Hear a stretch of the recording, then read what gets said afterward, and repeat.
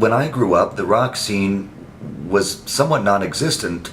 I didn't have older siblings living with me. I had a younger brother, and the neighborhood in which I lived in southeast Michigan, a town called Ann Arbor, there weren't a lot of other kids in the neighborhood. The houses were pretty spread out. The best I had was some babysitters from time to time. But they didn't really share their music so much with me. And then sometimes I would babysit and have access to cable TV at the kids' houses, and I could see MTV at those moments. And it wasn't really until high school that I got fully immersed in rock music thanks to the older kids in the school. My first instrument was piano.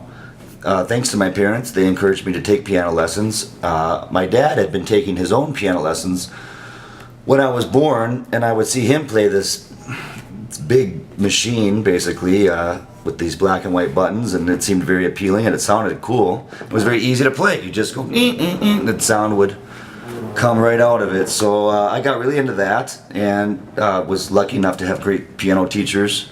And that's how I learned about music before I really heard anything else. Just melodies and rhythms and nice songs. They didn't even have words.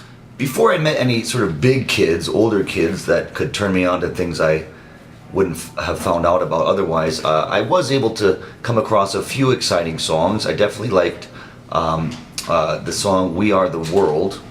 That was really exciting. The feeling of all these different people singing together. And I could recognize some of them having seen them on TV and whatnot. So I like that big sound and that energy and that kind of cheerful feeling in that music. We Are the World. What was it? USA for Africa. And then somehow or another, I think I told my mom, I saw a movie called Escape from Witch Mountain. I think it's a Disney film, the original one. And there's a part in the movie where there's a wah-wah guitar. Now, I didn't know that term wah-wah back then. I mean, I was probably about 6 years old. But I tried to describe this music to my mom, and this is a real credit to my mom. She said, "Oh, that sounds like acid rock." And just the word acid associated with any kind of music at that time for me was pretty intense.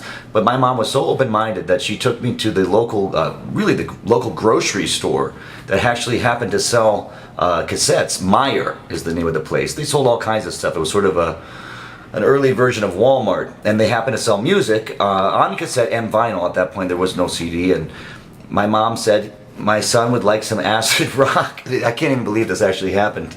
And the young woman who was working at this store said, "Oh, that would be like Led Zeppelin." And all this is like flashing by and happening really quick, and I'm just holding on to my mom's hand, sort of in a state of fear at that point.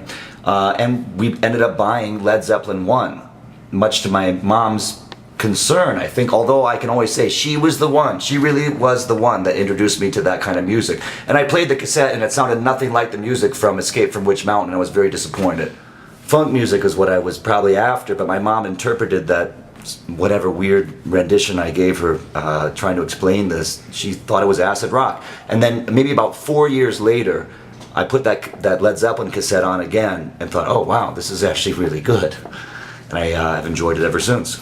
I was very young during the 1980s, so a lot of that is a bit of a blur. I do remember asking my mom about Boy George. We were in the grocery store, and there was a tabloid in the checkout aisle, and there was this picture of this person. I could read at that time. I was about 9 years old. I just learned to read, and it said Boy George, and it looked like a woman. And I thought, now this doesn't make any sense. How can this be? Because I just figured out the difference between boys and girls during some physical explorations of my own with some friends at school, and this person didn't look like either, but either a boy or a girl, looked like both. And then I noticed some other groups, some album covers when I went to the Meyer grocery store. There was some guys that looked like women as well. A band called Poison. And I was very confused by this, but also a bit stimulated. It was a bit confusing and interesting time, and I'm still trying to process and reckon and figure that all out. And hopefully I never will. Some folks are lucky enough or destined to have such an impact on the world that it reverberates into the past, into the present, and into the future. And I don't know if you can ever sort of plan to do that. It sort of seems like someone else had a plan, or something had a plan for you to do that. And Black Sabbath and the music that they've created it's still being reckoned with. It's still unfolding, and it's very unusual to have anyone do anything that has this deep of an influence on the world in general. That's what's really powerful about it. Is it's not just a musical feeling; it goes into just what it feels like to be alive at all. And I don't know if they meant to do that, and I wouldn't hold it against them if they didn't. I don't know that anyone can decide to be as important as they've been. It's a phenomenon. It's a true phenomenon. It's a bit paranormal, and I hope that they would agree with that. And I say that out of all due respect. It's something that people will be figuring out for many, many years to come, me included, and perhaps even Black Sabbath included. It's doesn't happen every day.